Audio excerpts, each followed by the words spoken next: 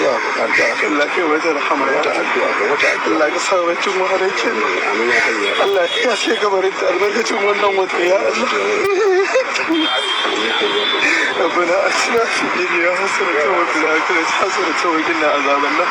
اللهم اجعلني من التوابين واجعلني من المتطهرين واجعلني من عبادك الصالحين Allah ka jiga hajiya ya Allah Allah ka mata rahama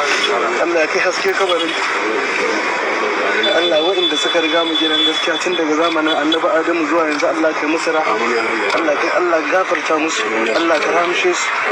Allah ka jiga hajiya ya Allah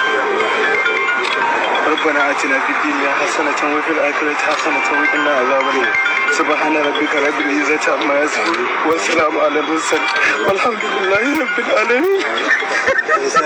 So jama'a duniya fa kenan, Allah ya sa mu cika da kyau da imani ita kuma mahaifiyar Shamsu, Allah ya mata rahama, Allah ya sada ta da gidan aljanna, Allah ya sada ta da mala'iku rahama albarkacin wannan watan na Ramadan. Alfarma annabi Muhammad sallallahu alaihi wasallam. Mun gode. Ku ci gaba da kasancewa da mu a wannan channel din namu domin samun labarai.